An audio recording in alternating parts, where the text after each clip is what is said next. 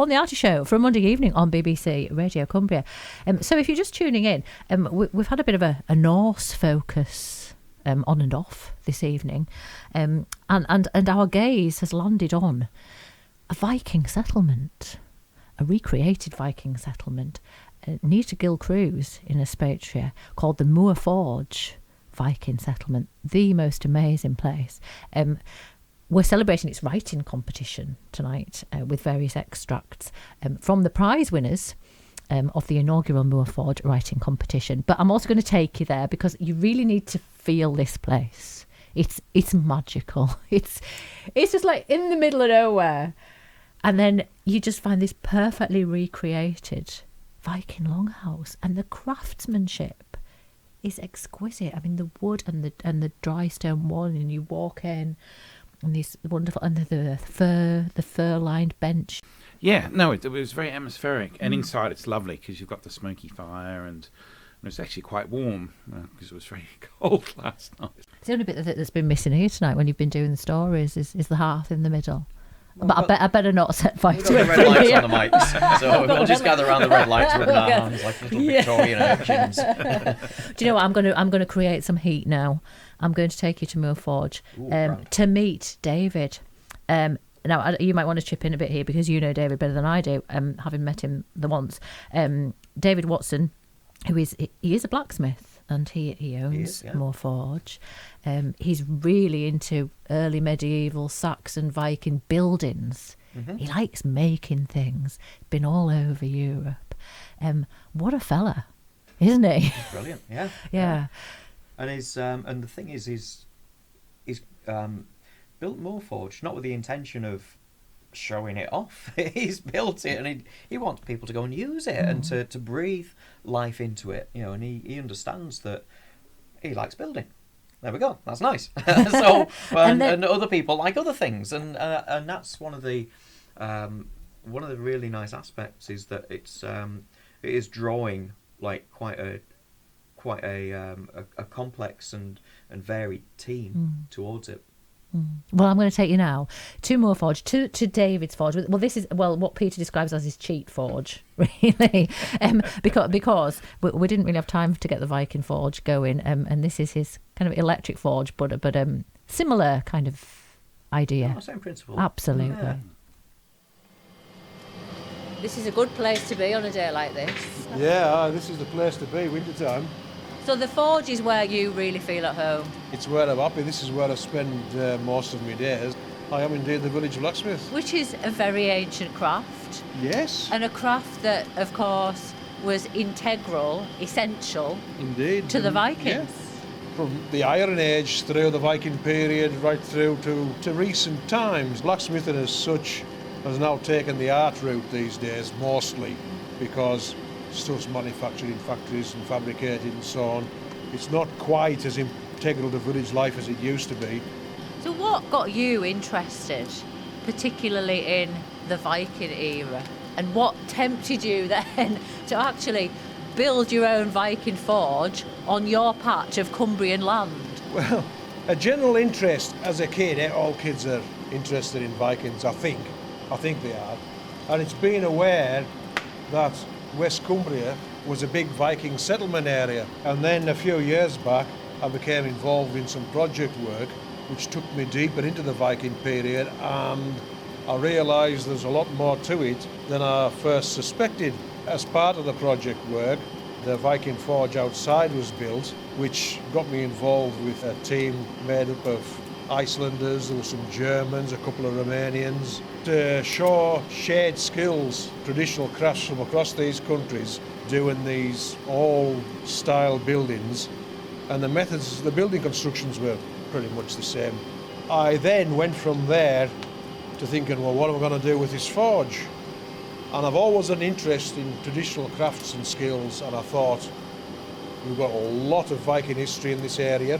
I've already got a Viking forge.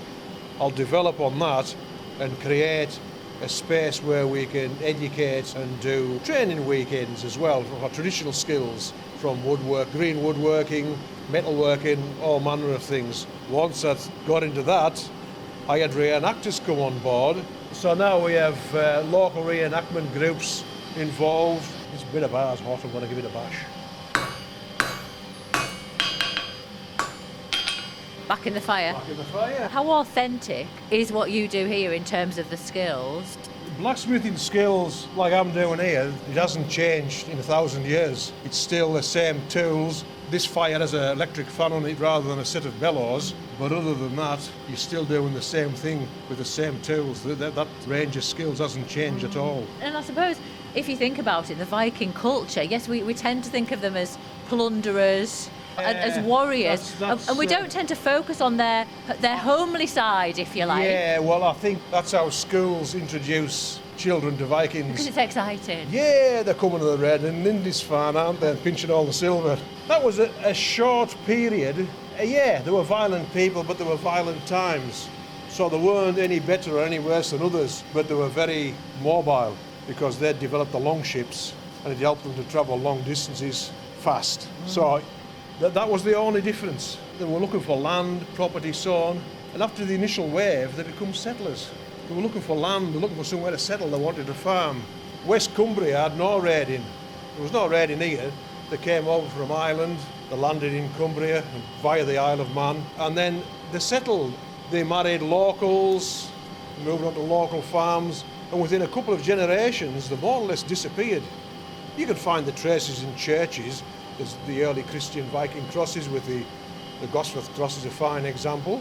The hogback stones, stone fragments. Most churches in Cumbria have these artefacts and the remnants of that Viking period, and it all comes from that changeover period when the Vikings first settled in Cumbria and integrated into the local community. Then they disappeared because they become locals, blended into the countryside, and people forgot about them almost. And it's more in recent times, people have looked into it more, got past the horned helmet thing, and actually taken them seriously and said, well, how did they live? How did they come to be here? And when you look into it, it's quite fascinating. So how much of your fascination was sparked by your travels abroad, and what was it that you discovered that so captivated you about this band of people? Travelling abroad made me look at the history at home, and I think it sparked that interest and said, well, if that's been happening there, what was happening here? I've travelled through Norway, looking at their culture. That was a good start, and out to Iceland. There still are pure Vikings in Iceland. They still speak the Old Norse language. You can get the sagas, the written sagas, the original copies, and a modern Icelander can read the sagas. The words have changed so little. So they're still speaking Old Norse, or as near as we can possibly have in this day and age to Old Norse. So meeting these people, and then when they came over here to help with the build on the forge, we had them commenting on the local dialect. When people are talking really, really broad Cumbrian, the Icelanders can understand the broad Cumbrian words because they're Norse words. How brilliant that all those travels have brought you back here to create something similar, using all those traditional skills, trying to capture that authenticity in your home patch. I felt it was lacking. The Romans are well catered for in Cumbria, but 1,000 years later we had the Vikings, and on the most part they've sort of been skimmed over a bit, and you have to look a bit harder maybe to find the Viking influences. If you go up into the Lake District, there's a fair chance that any farmhouse with barn attached would have started as a longhouse with an animal barn attached.